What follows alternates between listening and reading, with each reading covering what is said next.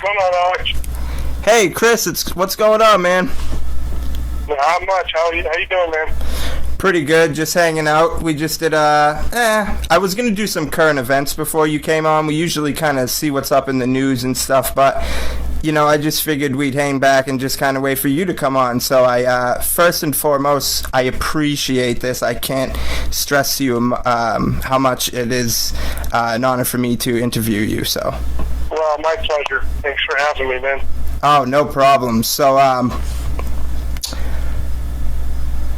first, I wanted to just, obviously get started with, and the thing is, Chris, you and I have done some Q&A interviews in the groups and stuff, which I thank you so much for those as well. We kind of have an ongoing one in there. So there's some questions in there that some people might see, but since we have you for an audio now, I might ask some of the same questions that's in there. So the first I wanted to get started with, how did you get involved with production and ultimately land the role of Michael Myers? Well, from my understanding, originally the production had a casting call through agencies of about 100 people, and they didn't like anybody. Oh, wow. And traditionally, because it's a physical role, they had used somebody with a stunt background, and so they decided to go back to that thinking. Now, the coordinator of the show, who doubled Jamie, had decided to bring me in, and there's 5 of us total. And she said, I'm going to give you 5 guys. They're all qualified. I want you to pick somebody. They're not going to do a big cattle call. And we went in, and actually one of the guys was her ex-husband. Oh, wow. She was rooting for him because she would have some financial interest in that. Right. But at the end of the day, it came down to me and one other guy. And they kind of decided by looking at it and saying, who do we want to hang out with for the next few months? And I was actually her first recommendation out of the whole group. And the other guy also had kind of a bit of a, to put it nicely, a bit of a bitch in his nature. Oh, wow. Oh, okay. It could be difficult at times. Yeah. And I think they kind of saw that spark in him, and so they decided to bring me on board. So that's amazing. First of all, thank you. And so it's like, if you have a humble guy like yourself, and I'm not just trying to coattail ride you are seriously like one of the nicest guys I ever met. And thank you. but so when you have a nice guy with you and a guy like him, does it make the decision easy for them, or does work also like have a big factor to play in it? Or if it's like, hey, this guy's like, his attitude is so bad, we just can't work with him. Well, I think there's the first and foremost, you need somebody who's qualified. Right. And you need somebody who can give you what you need. And productions will be willing to put up with a bit of bad behavior, if you will, to get that, because it's a short-term kind of loss for a long-term gain. But honestly, people want to have a good time in this business, and they want to have fun when they're filming. It's difficult enough as it is. So it makes a huge difference if you've got a good attitude and you're easy to work with.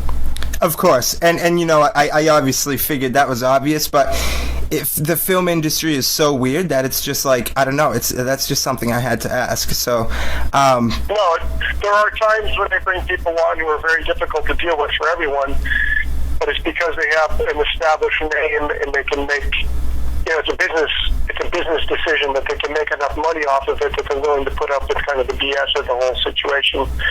But it makes life miserable for everybody. Right. And of all the businesses in the world not to have fun in, I mean, this is really the leader. You should be having fun in this business above and beyond. It's really a privilege to be working in it. Right.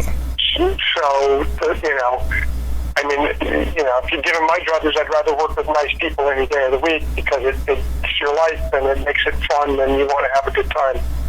Yeah, that completely makes sense. That actually that's perfect. That leads sort of into the next thing. It's like, so being that, Halloween is obviously a gruesome film. It's not Shakespeare. It's not Titanic. So how do you prepare to play a murderous villain in Michael Myers, being that it's not some drama, No, there's a lot of challenges involved with this, and what I kind of tell people is you have to look at this in the kind of classical sense of this character as an archetype. You know, you've got the archetype of kind of the hero and the lover and the villain, and this is really the villain. Right. And if you look at it in those terms, it's a very basic character, but you need to play him in a way that's powerful and raw on that level. So when I came into this, you know, the big challenge is you don't have any dialogue and you don't have any facial expression. Right. And be scary. And so what do you do in that situation? And I kind of had to figure it out on the fly because there's not a lot of input by anybody. You know, you've got your blocking in the actual scene and what you're going to kind of do to advance the story, but in that you have to bring something to it. And what I realized very quickly is that if you don't put the intent behind your movements and the intent behind everything you're doing, that becomes rather obvious. And if you do put that there, if you actually kind of bring up that energy and put it out there, it translates to film. And that's kind of the magic of film. And I had to figure out who this guy was and what I needed to bring to make this happen. Right. And what I came up with was he's essentially the Energizer Bunny of predators. It's a predator that's coming for you, and there's nothing you can do to stop this guy. He's your worst nightmare that way. Right. Now, with that in mind, I literally did something in the film each time I would do it, and I would I'd put on the mask, and I'd kind of tilt my head kind of down and a little bit forward, and I'd stare at somebody like a big cat would when they lock in on their prey. Right. When they lock in on their prey, it becomes primal. And I would do a guttural growl very low in my chest, and I would just lock in on my target, and that's what I was doing for that moment. That was it. I was coming for you, and there was nothing you could do to stop me. And again, that translates into film, which was really neat and a really big lesson for me in terms of acting. Yeah, so, I mean, a lot of people don't understand that, Michael Myers is an actual character, and you can't just throw the mask on, and I'm not discrediting fan films, but I mean, so I won't mention any, obviously, but you can sort of see it in some fan films, how some people might get that idea that you can kind of just throw the mask on and go at it, and there's some amazing fan films, but you could sort of see how it takes a certain person to play Michael Myers, and right. Well, I mean, listen, the thing about that is there's a certain level of fright that comes with just the mask. There's a certain freakiness that comes with the character itself. Yep. Just by donning the costume and donning the mask, you're going to get partway there. But that doesn't give you what you need to really pull it off. And that was kind of my goal with this, is you've got to keep it at that level, and that intensity level, the entire time, or it's just not going to sell. And, walking down the hall with a mask on is just some guy in a mask. Right. But walking down the hall with the intent and the real energy coming from you of like, I'm coming for you and there's nothing you can damn well do to stop me. Yeah. Is very different. Oh my goodness, yes. And you, I don't remember if it was in the Q&A. Maybe, I mean, I've talked to you a few times. Did you say you did or didn't watch the previous Halloweens? You sort of just... What? I did not, and there's kind of a story behind that, and it was a bit of a happy accident. Oh, awesome. When I went into the original interview, and they were ready to kind of sit down and talk to me for a moment, they were talking amongst themselves about how they were not going to do anything that came before. Oh. That was kind of null and void.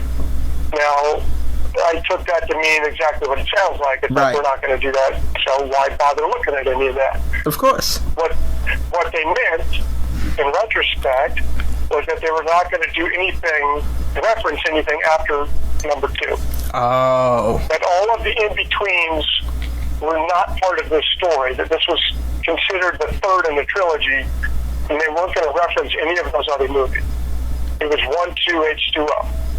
Now, my misconstruing what they meant worked to my benefit because I didn't overthink it, and I didn't second guess myself, and I did not study things to the nth degree and try to mimic it. Right. I had to find the character on my own for the movie that I was doing at the time, and not worry about anything else. And that ended up being the biggest blessing of all, because I had to do a different kind of work to get there, and I didn't just become a mimic, which right. can be, of course, can ring very hollow. And again, goes back to what we're talking about. If you just throw the mask on and, exactly. certain movements, it doesn't necessarily read the same. And I realized quickly, Alex, that I had to bring something to this more than being a guy just standing there in a mask, because that was pretty basic and wasn't really going to work. And especially if they tell you, we're kind of going to avoid the sequels, that might tell you, and I don't know personally, but that might tell you, hey, I got to switch it up, because, if they're saying that we're going to avoid these, then I don't want to look like these past guys. Correct. Right. Right, but I took it as we're not going to do anything that came before. And honestly, I didn't know the series. I hadn't really seen any of these before. And so I didn't bother to look at any of them, because I said, we're not doing that, so why should I worry about that? Right. And just for the record, you ended up being phenomenal, just because you said you had a little story. I have a little funny story. So H2O came out in 98, and I was not like a little tiny child, but I was a little boy, and I just remember in the trailer you coming down from the pipe, and right. I can't tell you how bad that scared me. So I went to my mom and I said, this is a 100% true story. I'm not just blowing smoke. And anyone who wants to laugh, go ahead and laugh. I don't care. I'm a grown man now. And I said, Mom, you gotta do something. And she said, what do you want me to do? She said, I can call the radio, the TV station, have them take it off. And she pretended to call the radio station. And she said, okay, you go up to your room now and watch TV. I go up to my room. The first thing I see on the TV is you coming down again from the pipe. First reaction, it was like a TV show, like one of those moments I turn around, I'm just like, Mom, you lied. Your call didn't work, Mom. Exactly. Call again. One of the creepiest scenes to me in seriously horror movie history has got to be the scene, obviously in H2O, when you're in the bathroom and the lady's going, she has to, I think she uses the boys' room because she has to, the girls' room is out. I watched this last night too.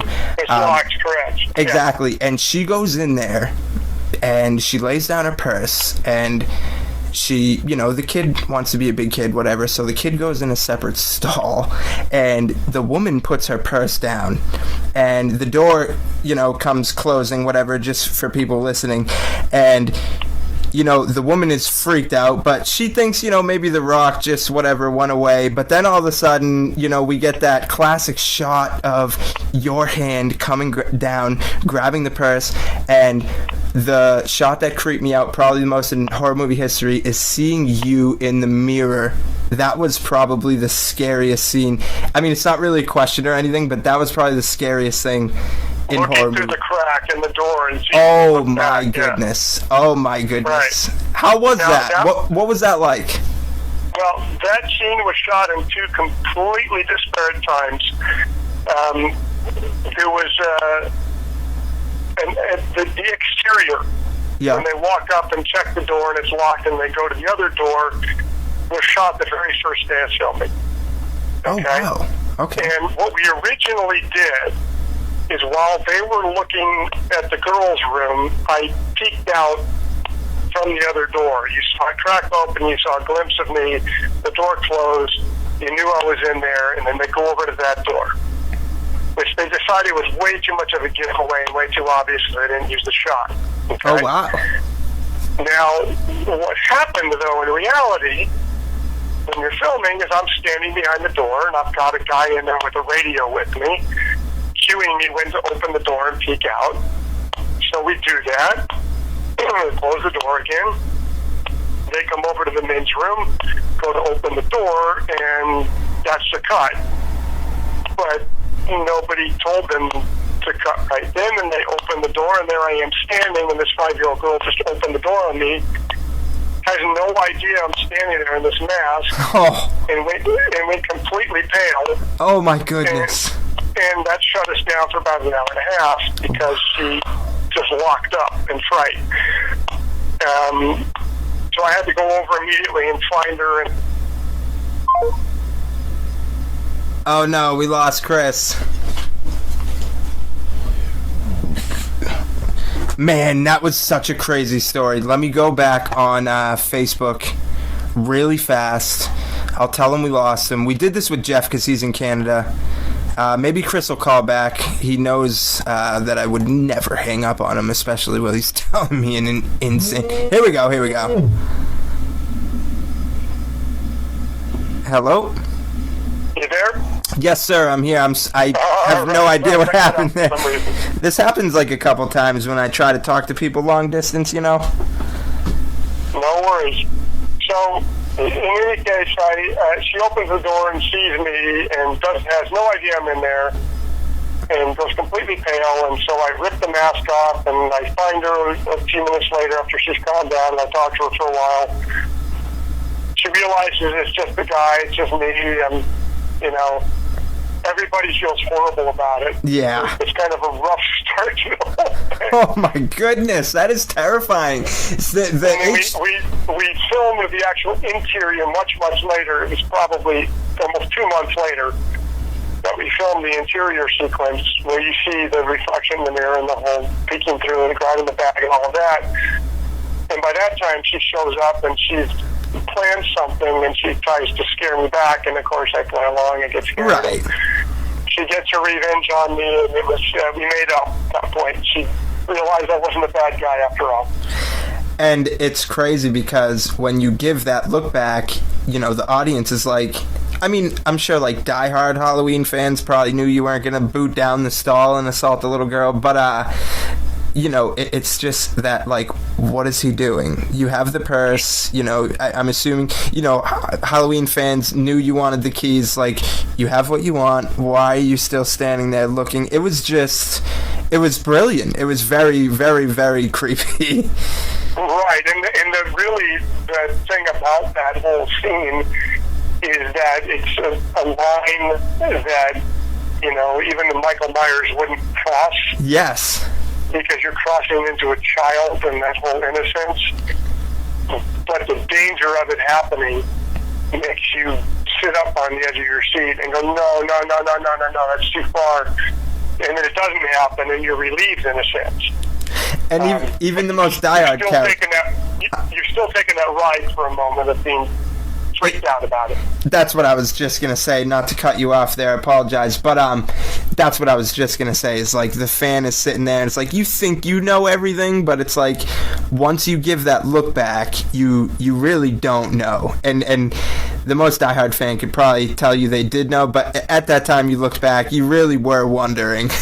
So, right, and the uncertainty of it all is, of course, a bigger scare. Listen, I may jump on some questions here, but I'll jump ahead just a little bit. Is one of the things about the whole character and the whole series that I think is important is that you don't see everything and you don't fill in all of the blanks.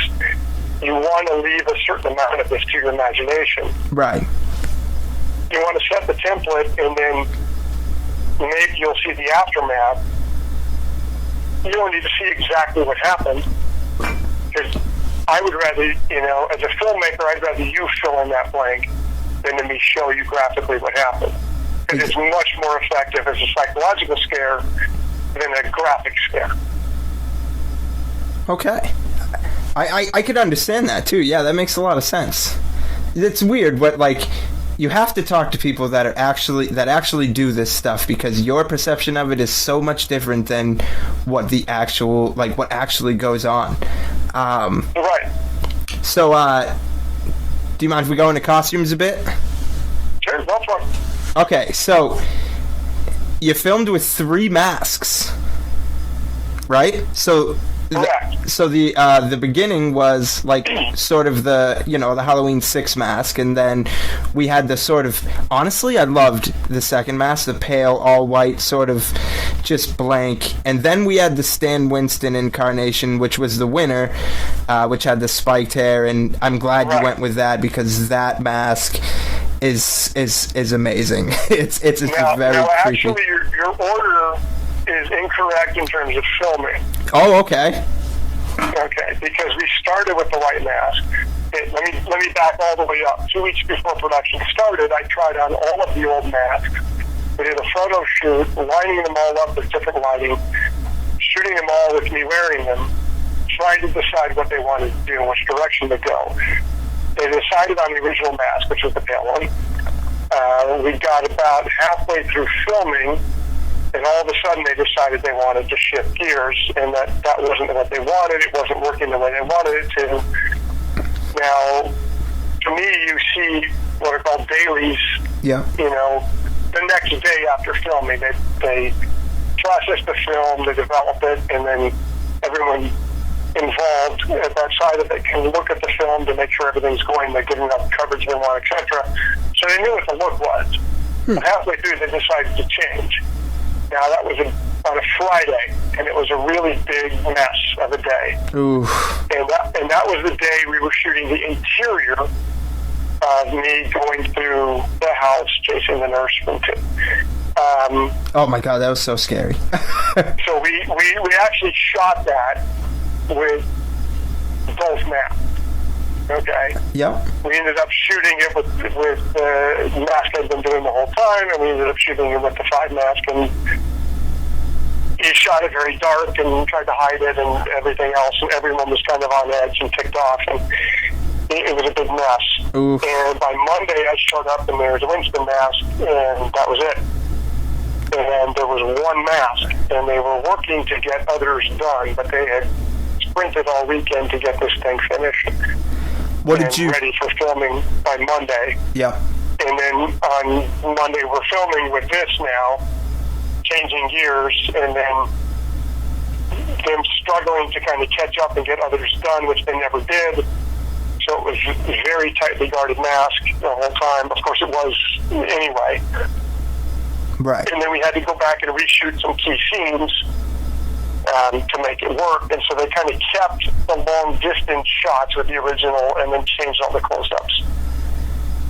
Did you think it was appropriate to go to the Winston mask? Like, basically, did you think that was, like, a good change? I did at the end of the day. I like that mask better. Yep. I kind of wish we'd started with it because there's a certain element. Again, listen, there's a momentum that happens in filming. Mm-hmm. And when you've pulled off certain scenes, like flipping the tables, and you have to go back and do it again, it's a little bit deflating. You kind of know what you're doing. You can do it faster, but at the same time, a lot of the magic of film are what are called happy accidents. Certain little nuances just happen in the scene, and you can't just recapture those. And so some things that happened the first day, the first time through, were better than things that happened the second time through, and vice versa. Yeah. So it's always a little rough to kind of go, we have to revisit this and do the same scene again when we know we nailed it the first time. And you got to get your energy up, and you got to do it bigger, badder, and hope you get some of those moments again that make it really work. Oh man, the final product was amazing. So definitely props to the crew for noticing that. But you know what? I gotta say, I bet you the pale one would have definitely became a staple in history, as the Winston did. But how come? And I just kind of asking this for myself. I always wondered, like, how come they didn't just like sculpt the actual original mask? Is it just because it doesn't fit the H20 story? There's huge amounts of dialogue back and forth about kind of what to do with the masks, and everyone's got this opinion on it. Yep. And I think that was part of that 2-week prior discussion to decide what to do, because it kind of changes and it morphs so much through time. I mean, if you listen to the stories about the original, it was, it's a Kirk mask that somebody grabbed. They had two options. They had a clown mask and they had this Kirk mask that somebody thought, hey, let's grab this thing and paint it white. And it became freaky and weird and, frightening in its own right, okay? Yep. But then they kind of changed it as they went and tried to get more refined. But if you listen to Jamie ever talk about it, I mean, they stuffed it in their pocket and they threw it on the ground, and it was just some mask they bought at the store. Right. It wasn't any special thing. And then I think people started to kind of overthink it through time.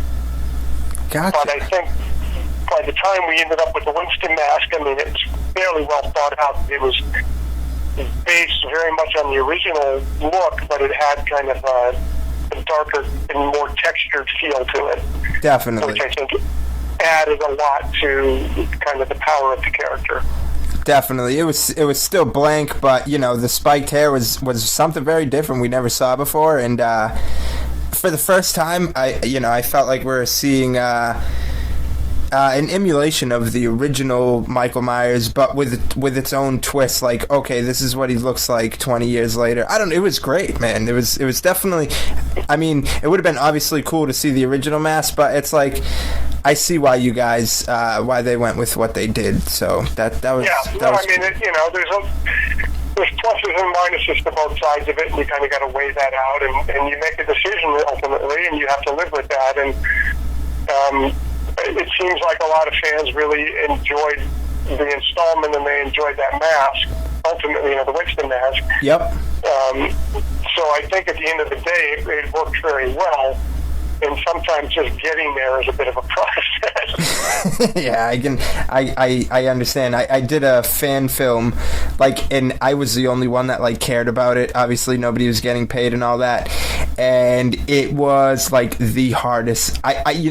Listen. I did. I went through EMT school, firefighting stuff, and all that, and the fan film was probably the hardest thing I've ever done. Just trying to get everything together, and it's so much. It's just so much. There's a lot of layers. Exactly. So, actually, one thing I wanted to ask you was a lot of horror characters and stuff like that from the past and present, they're doing at conventions, they're doing photo ops with fans, but they're actually in their original costumes. So if the opportunity ever came along, it was sanctioned and stuff, everything was all good, would you ever do the suit for a photo op for the fans and stuff like that? Well, I mean, I own still one of the jumpsuits from the scene right after I lowered and she sticked the axe in me. Ooh. I have one. I mean, we had many because there's different.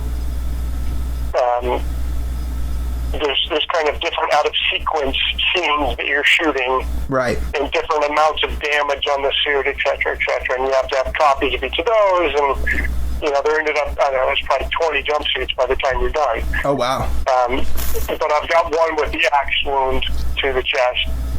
That's kind of one that I wanted. To do something like that with the actual jumpsuit is fine. To do the mask is kind of pointless. But if you actually had the mask and you wore it, in a sense you're a guy in a mask. It's cool for the fans. It's cool kind of say, hey, that's really the guy. Right. But, it could be a mannequin almost. You know what I mean? Darren Hughes, let him borrow it. No, I'm just kidding. Darren Hughes has a great collection, and he actually owns one of the. I think it's a stunt mask from H20 or something. But I'm not. I think you've talked to him a couple times, maybe. But he's such a good guy. Yeah. But yeah. So, all right. I got 2 more questions. Sure, go for it, man. All right, and then I think. Man, this has been... I can't even believe we're doing this right now, and that might even be inappropriate to say, but wow. Okay, so... I'm always flattered that people care about what I did with the whole show. I just tried to do my best. Oh, I know. And it would work out. Exactly, and your work stands out. I mean, you got fans like me and all these fans trying to emulate you, and how do these coveralls look? and you might not believe this, but it gets down to the science. Do my hands look like Chris Durand? You know, am I as tall as him? So it's very, people that are over the moon with H2O. It's very cool to see the fans get down to details. Incredibly flattering again. So yeah. And thank you guys always. Oh, we thank you too, man. I still can't believe we're here talking. But okay, so all right, so I guess one of the last would be, is there any facts about H2O that like people might not know? In terms of what? You mean in terms of like behind the scenes production type stuff, or? Yeah, sure. Like I was always wondering, like, if there was anything that you were ever going to shoot but didn't like make it to shooting. So like, okay, we want to do... There's a very funny story. So Mustafa Akkad was the executive producer, obviously, and he was there for the original and everything. And somewhere along the line, there's the scene where I think I'm killing Adam Arkin, and there's a pistol, there's a revolver involved with the whole thing. And somebody wrote in, why doesn't Michael pick up the revolver, and he's got the revolver, et cetera, et cetera, et cetera. And everyone immediately, no, Michael would never use a revolver. Yeah. Bad idea, but somebody had thrown it out in a meeting, okay? And it immediately got not only nixed, but, beat down. He got fired. As in, right. It's like, this is a dumb idea. Why did you even say that? That's so cool. Somebody, right?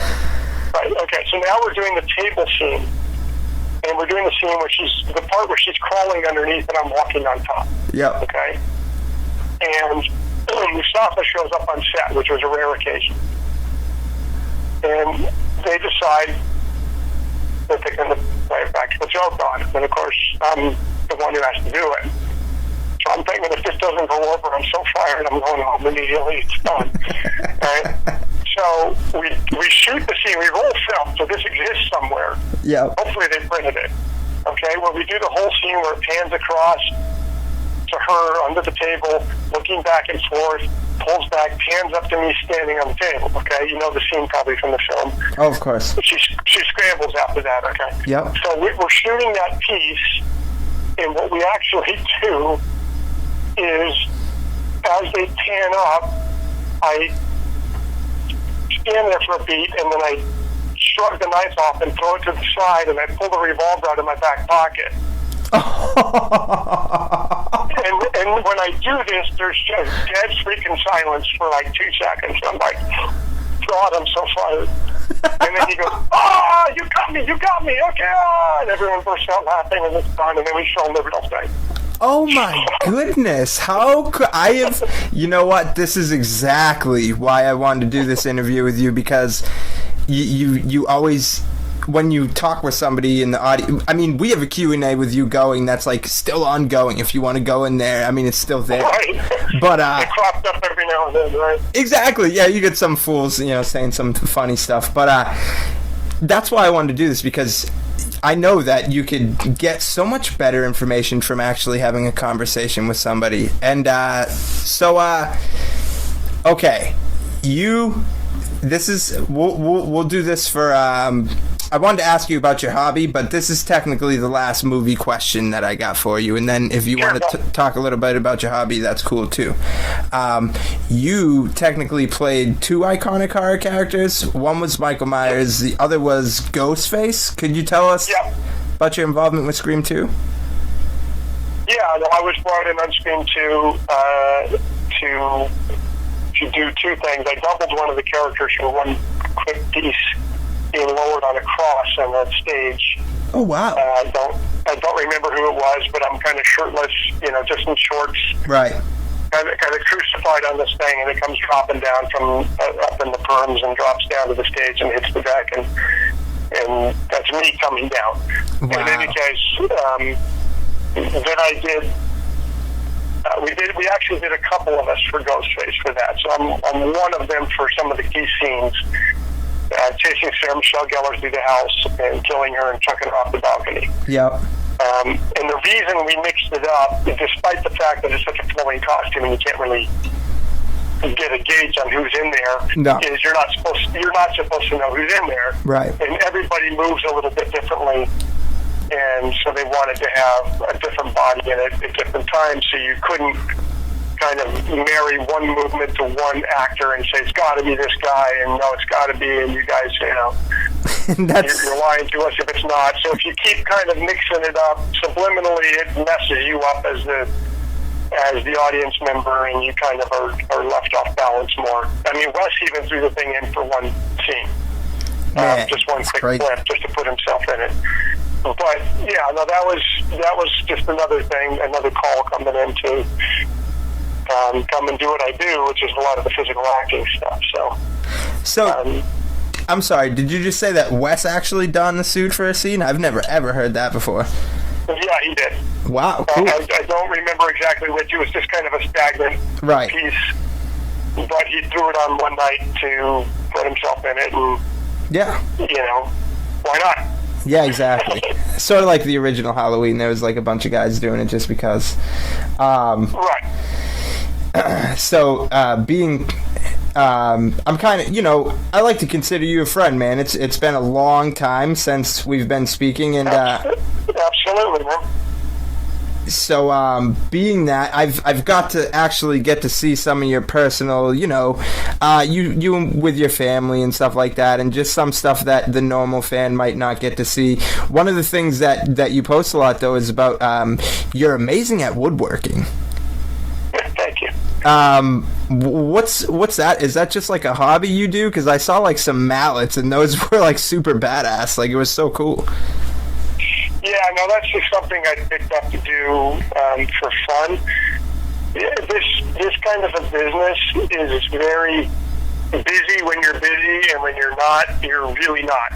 Right. And so why, for instance, pay somebody to work on the house when you've got the time to do it right now? So it's feast or famine, and when you're kind of in the famine mode, I tend to like to do things myself. And so I kind of taught myself how to do a lot of the woodworking stuff. Fell in love with that because it's kind of fun. Yeah. It's a cool thing. Don't ever want to do it as a business. I've always done it just for fun or as gifts for people and such. But yeah, it's just something to kind of fill the time and be artistic in a different vein and kind of let the world go for a while, and kind of immerse yourself in something, kind of like you do with sculpting and and the mask making and all of that. It lets you kind of let your guard down, let the world go, and just be for a while. And you don't have a boss. Say again? You don't have a boss to answer to. It's like, it's your own thing, It's your own thing, right? It's your own thing. It's your own timing. Again, I don't sell anything. It's just, if I do anything for anyone else, I'm giving it to them as a gift. Exactly. I would probably do the same if materials didn't cost so much, man. I just love making stuff like, I end up giving a lot of stuff away just because, I don't know, it's been made for a while. I mean, it's not like I lost the money because I love doing this, so like I've already spent the money a while ago, so I just have it lying around. So, if I don't like, and I don't even like to call people customers. It's just like, I don't know, I enjoy the hobby and stuff, so I just like to give, All right, I mean, you get a certain enjoyment out of it. Listen, what I did at the very beginning is I made people gifts, like a wedding gift that you would normally go and buy. Right. What I did is I bought a tool, and I bought the materials, and then I made the gift. And so I ended up kind of even minus my time for building it, which is something I kind of wanted to do anyway. So I ended up ahead of the game because I still have the tool. Right. And you start to get a collection of tools, and you start to branch out. And after a while, it's kind of paid for itself anyway. And then on top of that, you get the enjoyment out of it, hopefully. Exactly. And you get to do nice things for the people, and, that's what you should do. Exactly. Anything before we head out? Anything upcoming that you want to announce or talk about, or? No, I'm actually working on a bunch of very different stuff from film right now. I'm doing some books, which I can't really talk about right now. Yep. But hopefully, soon enough, everyone will know. Yep. and trying to edit this documentary we did, which is a pretty rough subject, so I won't get too much into that. Okay. But I've got all the footage, and I'm trying to, it's the real world horror show kind of stuff. So I'm kind of shifting gears a lot. Yep. I'm still working on film and TV occasionally. I've got a job coming up in January, which is some kind of a really silly, I think it's a Showtime production of some sort, and we're doing a big fight as if it's at like a Comic-Con. Oh, wow. With all the nerds, and the cosplay guys, the over-the-top nerdy cosplay breaking out into a fight, kind of a satire thing. Gotcha. Which is actually really, really funny, because when I do the conventions, you have people who are so adamantly into the characters that I get to be one of the cosplayers this time and have fun with it. But it's all the people who I love to see when I go out anyway. Oh, that's awesome, man. It's kind of a really cool crossover and very silly. And we talked in through messaging one time, man, you got to come out to Rock and Chalk. It's a horror convention in Worcester, Massachusetts. I'd love to. I'm going to try to listen. I don't go out that much. I get out. Sometimes I don't go out at all during the year, and sometimes I go out once or twice. Yep. Just to kind of keep it fresh. But we're coming up on a big anniversary here, so I'm thinking this next year I might try to make the rounds and really get out there. Man, that'd be so amazing. I could finally see you in person. That'd be awesome, man. So yeah, we killed it, man. This is I can't tell you how amazing this episode has been, and I thank you so much for coming on, Chris. Yeah, I just want to say one last thing about the new upcoming, the new episode, the new installment, I should say, of Halloween. Yeah, of course. I forgot to ask you, what did you think about Nick Castle playing? Listen, Nick is a friend. He's a gentleman. He's a wonderful guy. Had I been casting for this, the story has changed many, many times from the information I've got. It's been, you're too old to play him, you're too young to play him, you're back and forth, blah, blah, blah. They finally, it seems, settled on the story and what they want to do, and they want to play an older Myers.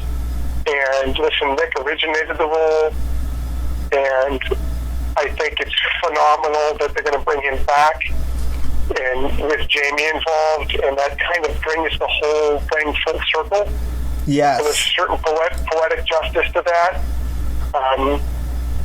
I got to say, listen, I'm never offended that somebody deserving gets a job. I think it's phenomenal. I support it 100%. Had I been the guy casting this and kind of, from the information I have, knowing what they're trying to do, I would have cast him in a second. My goodness. And I think it's great. Yes. And had I ever been offended by not being, asked to do it again or some such, then I would have to be offended that I had the job that I had in the first place, that they didn't keep him originally. They've changed a lot through the years. It gave me the opportunity to play this iconic character, for which I'm forever thankful and grateful. And the fact that they're bringing Nick back again, like I said, brings it full circle. And I think that's really, really cool. And I'm super happy for him. And hopefully he'll be out there a lot visiting everyone at the cons. And everyone will get the chance to see him. And I know they'll do a good job. So I'm happy for him, man. I can't thank you enough, first of all, for being on, but I can't thank you enough for reminding me about that. You know what it was, though, was I'm so blown away by the little details get me. So like the story with the kid in the bathroom and stuff, I'm still reeling over stuff like that. It's been such an honor to talk to you. So the new Halloween was so far out of my mind, just because I love Halloween H20, and it's been great talking to you about H20. You know what I mean? So. Well, listen, it's a pleasure. I'm glad you had me on. You've been a gentleman this whole time for everything, and I love doing the interviews, so if you need anything, just holler, man. Oh, my goodness, Chris. You are the best, man. Okay, so, that's 45 Lampkin Late, and that's pretty much it. You couldn't ask for a better interview.